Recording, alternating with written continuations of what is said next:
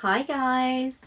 So as lots of you already know, I sell a lot of my products that have been personalised, and I do this with either heat transfer vinyl, sublimation or DTF prints.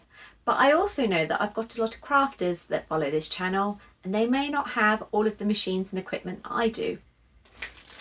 Well, this video is for them. Thanks to the wonderful Paper Cutz, I've been sent some great transfer paper that works with inkjet printers to try out. Let's jump in.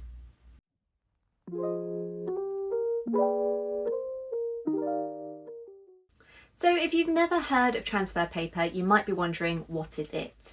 Basically, it's some specialist paper that has got a coating on it that's designed to work with inkjet printers in this case, that you can print your design out, cut round it and then apply it to a fabric item of your choice.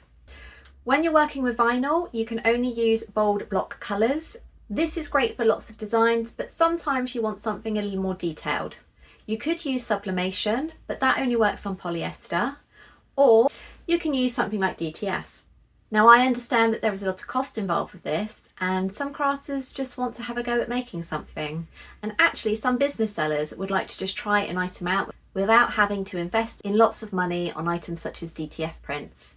You just want to see what it's going to look like before you take that plunge. We've got two types today. The first one is a dark transfer paper that, as you've guessed, is specifically for darker fabrics.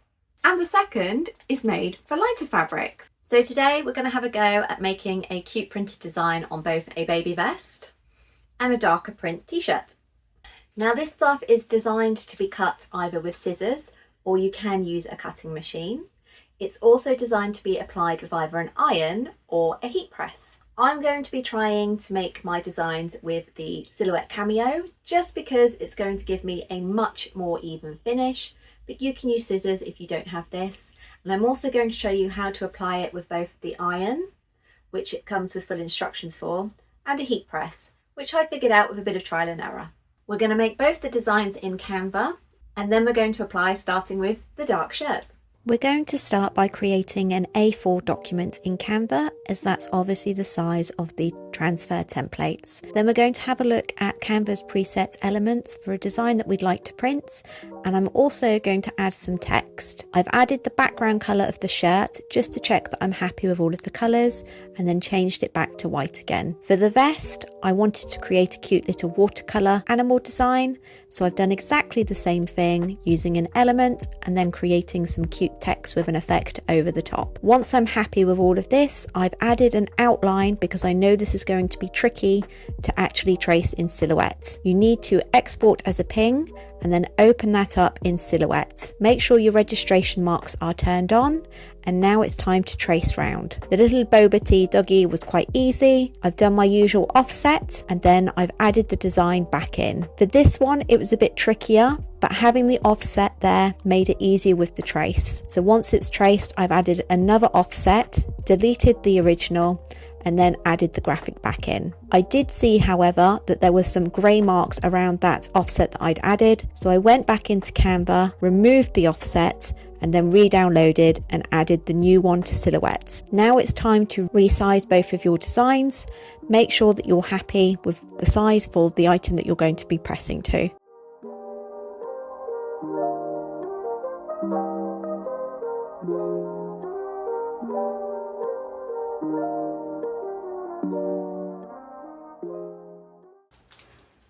So now it's time to print, and there's a few things that we need to run through. The most important is to make sure that you are printing on the correct transfer paper. Because I'm going to start with the purple shirt, it's quite dark in colour, so I need the dark transfer paper. Next is because we're using the darker transfer paper, we do not need to mirror our image. Although that will be used for the lighter transfer paper, it is really important that you do not mirror your imaging when it comes to using the darker transfer paper. As you saw, I have included a white border for my design. This will obviously be visible when you cut out, so if you do not want that, just leave it off when you import it into Silhouette and trace. You don't need to print on A4. I've actually cut this design down to A5. Not only does it help your transfer paper go further, but it also saves wasting any of the material. Now, when it comes to print settings, you need to make sure that you are printing at the correct size. So in my case, it's going to be A5. I'm going to set the media type to matte photo paper. Borderless is going to be off. Obviously within Silhouette, I've made sure that the registration marks are all set up. And then the print quality is going to be high.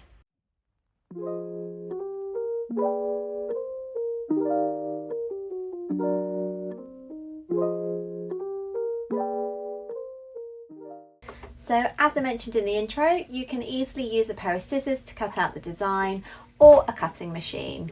Personally, I find it quicker and easier to use a cutting machine. It means there's less wastage because I'm less likely to manage to accidentally cut into my design. But if you don't have one of these, that's perfectly fine. Just use a pair of these. So we're just going to add this onto the cutting mat to get ready to put it into the silhouettes. And my mat has lost some of its stick, so I'm going to use these bits of masking tape just to hold it in place, making sure that it's not too close to the registration marks. So there we go, that is ready. And now for the silhouette, we need to set up the machine so that it is cut mode, auto blade, the blade depth is free, force is 23, speed is pushed down to 4, only one pass, and overcut on.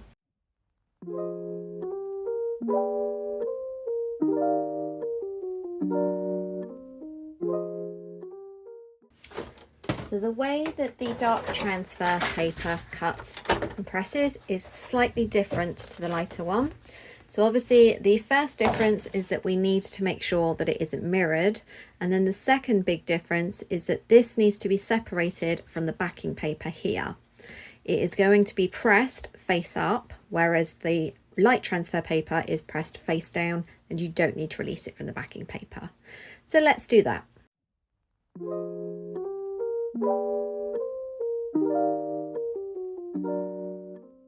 So the first time I did that, it was incredibly tricky, but I have to say with each time it gets a bit easier. You need to make sure that you're applying enough pressure to release it when you're peeling, but also that you don't have too much, otherwise you could tear the vinyl. So now that's all ready, let's start pressing. So we're going to be pressing that design onto this cute little purple t-shirt.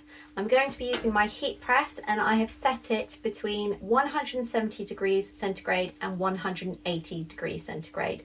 Obviously, if you're using a heat press, it's best to do some test trial runs before you actually press on a garment. I'm also going to be using a fire retardant sponge block. This will just lift the shirt itself up above the seams and help me get a better press.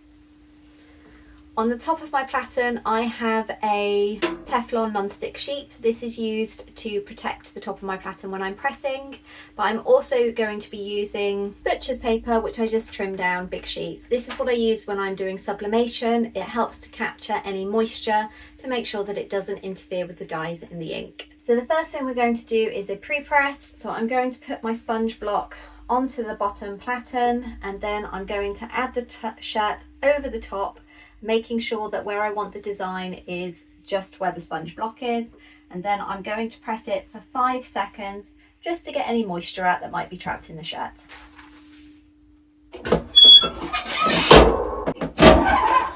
Next up, we need to position the vinyl in the middle of the shirt, and to keep it in place, we can actually use heat resistant tape. I'm going to make sure that there's no dust or debris on the shirt itself.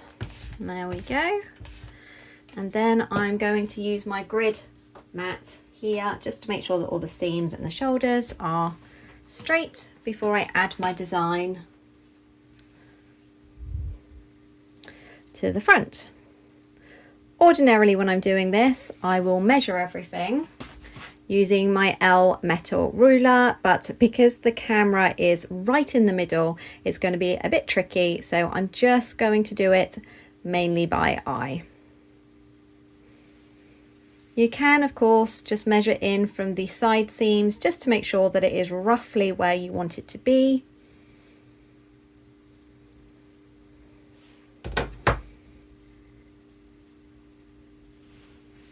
And I always try to use the grid marks and my long ruler to make sure that the design is on straight. You can just butt up the bottom there.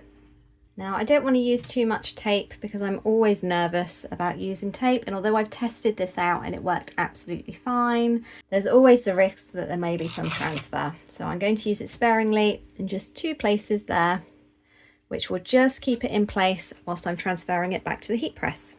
We have the tape on here to make sure that it doesn't shift. You can, of course, sort the design out when it is underneath the platen, but clamshell presses make this a little bit more tricky, and you can burn yourself, which I do on a regular basis, which obviously isn't good. So now that I've got that where I wanted it, I'm going to remove the heat tape.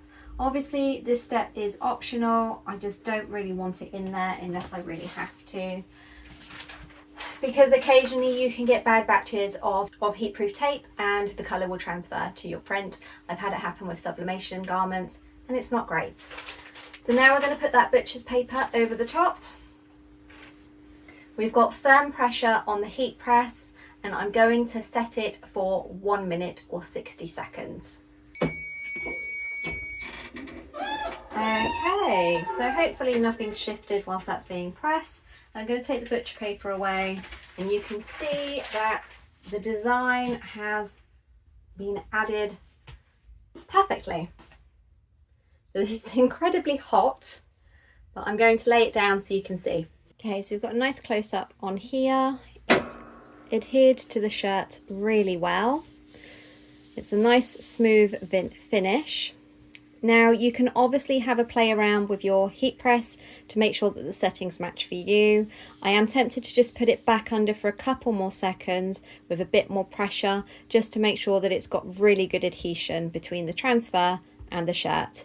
That will prevent it lifting when it's being washed. Okay, that's slightly better. I'm not sure if you're going to be able to see on the camera, but there is now a bit of the weave showing through of the fabric. Whenever you're doing vinyl work, you really want to make sure that you've got that weave showing through, as it means that you've got good adhesion between the shirt and the vinyl itself. Now I think this has turned out really cute. I think the colours are really vibrant and I personally like the white border around it because I think it makes the colours pop. I do understand that there are going to be some people that aren't keen on that at all, and that's probably where you would need to purchase a DTF print rather than this. The difference with these are wherever the dark transfer touches or is cut out, that is going to show as white, whether or not it's been printed on, like on these bits here of the design, or it hasn't been printed on, like you can see around the letters, it's still going to show. For me personally, it's not a problem. It's definitely down to personal preference. So now we're going to get on to the baby grow. Excuse my appearance, it is absolutely tipping it down in true British summer weather. So every time I have to nip back to the house, I'm getting more and more drowned. So apologies. Back to the print. It's exactly the same settings as before, so you're wanting to avoid touching in the middle, just the edges, and we're going to go for the A5 again. It's going to be on matte photo paper and it is high quality print. The main difference is, if you can see there, I've not flipped the image, I've not mirrored it this time. This one presses completely different. So now I'm going to cut it out and then we're going to transfer it to the baby grow. So now we're going to have a go with the vest. It is no secret in my house that I am terrible at ironing. In fact, when Chibichi Jr. was around 4, she questioned what Mummy was doing with the iron and one of her favourite dresses, because she genuinely thought that the iron was a special tool Mummy used when she was sewing. So that just gives you some kind of clue as to how often I iron. But for this, we're going to be using this iron's fairly new. However, because it's not a piece of equipment like a heat press, it's difficult for me to gauge the best temperature. The directions say that you need to have it on the hottest setting for a cotton or linen. My research has told me that is between 170 and 180, which is why I set the heat press to that. However, I know from experience, aka burning clothing, that this has a tendency to run a bit hotter than normal. So I am going to use my trusty laser thermometer that I use obviously for when I'm sublimating. So This is set not even at the hottest and it's already at 202. Too hot for pressing. So obviously if yours is the same, you need to make sure that you adjust to allow for this. As I keep saying, the best thing to do is trial and error. So we have started and we have ironed off the garment that you're going to put it on. So whereas before we were top up with the print, this time it is top down. So you need to try and figure out where you would like it on the garment. And then we're going to be using something else that we didn't before, and that is a Teflon sheet. I have tried it with the butcher's paper and it does work, but it's slightly better with the Teflon sheet.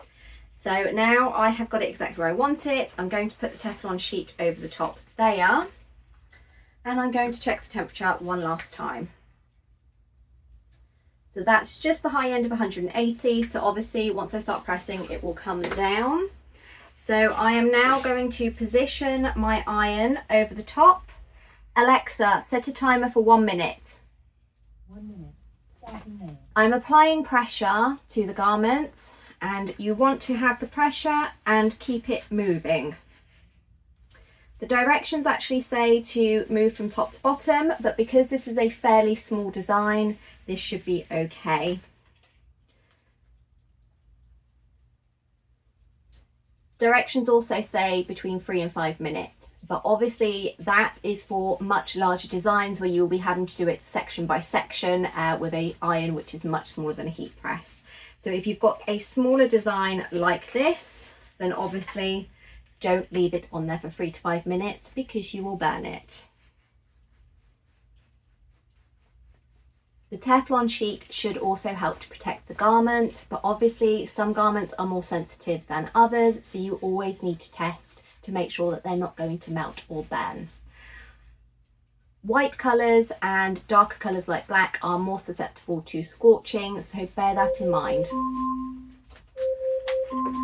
now we're going to remove that, and you have to hot peel. Alexa, stop immediately.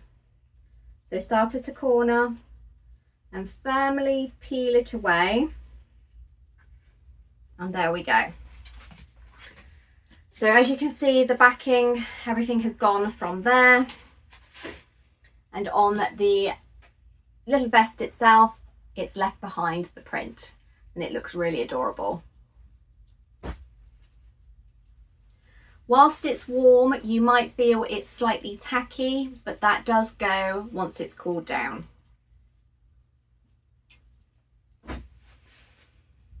You can do what I call a set press, which is once it's cooled down enough, put the sheet back over the top, and this time you're only going to do it for 5 to 10 seconds.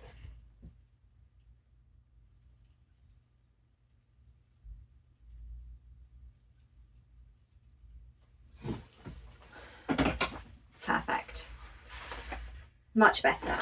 Okay, so obviously before it had the backing on top and you then peeled that off, so the heat didn't manage to completely reach the transfer and fuse that to the garment itself, whereas the final press, that will just help to get that adhesion there really strong, but do make sure that you don't go above the 5 to 10 seconds. So it turned out so cute. I mean, look at that. Considering that has just been done with a InkJet printer, the transfer material, if I can show you around the edges, you can see that ever so slightly where we did that offset, there is a little bit of the actual transfer paper, but because it's clear, it doesn't show. So this one obviously uses the white or the lighter colour of the garment. So similar to sublimation, depending on what you're pressing on, it will affect the overall finish of the colour and the printout. So just make sure that you do that test. So the one thing that is slightly different is obviously there will be a slight cracking when you press onto items such as jersey. This is exactly the same as sublimation as well. Obviously, as long as it's got good recovery, it's not a problem and it snaps back, no issues. I'm going to be completely honest, I found the iron much trickier to to grips with. I'm used to the heat press, and I have already explained I'm pants when it comes to ironing, so it could just have been that. So I think that both of these have turned out so cute. I'm really in love with being able to add these on, and obviously the possibilities are endless. You can do tote bags, pendants, bunting, obviously t-shirts, baby grows, joggers, even pencil cases. So it really has opened up a huge realm of possibilities for anybody that doesn't want to go out and get all of the sublimation kit and things like that. Now, I'm going to be completely honest with you. Would I sell those designs? No. They are great for personal use, or if you have a big event coming up, such as a 40th birthday or a hen party or a stag do, then for that they are perfect. But when they are washed, they will fade quicker than sublimation. I know this from the test prints and washings that I have done. It's not hugely noticeable at first, but obviously this is something that has been done with inkjet prints rather than the dye gas air that sublimation uses. So they have not been forced into the fibres in the same way that sublimation has. This just sits directly on top of the garment or the fabric, similar to vinyl. The biggest advantage that this obviously has over sublimation is the fact that you can do it on dark garment colours and on cotton as well. With sublimation, you are just pretty much stuck using the paler colours, and it has to be a cotton or a very low cotton blend. And there are a lot of people that do not like the feel of polyester shirts. I am personally one of them, which is why I go down the DTF film route for when I am creating bigger designs like that. Overall, I am really impressed. Chibuchi Jr. has already made me a huge list of items that she wants mummy to make, so we will be doing that for sure. I would like to say a huge thank you to Paper Cutz for not only gifting me these items, but for sponsoring today's video. You all know what a huge fan of Paper Cutz I am. I have been using them since 2013. A whole 11 years before they even found out or heard about my business. Their customer services is fantastic and their products are second to none. I really hope that you have found this video useful, and I'd love to know if you plan to purchase some for yourself and what projects you're going to make with them. I'll drop the links down below for you in the description box. If you have any comments or questions, then please do leave them. I always read them and get back to all of my viewers. A great big thank you for watching today. I hope you've enjoyed it. Feel free to pass it along by sharing it to anybody else that you think might find it useful. And I will catch you next time. Bye!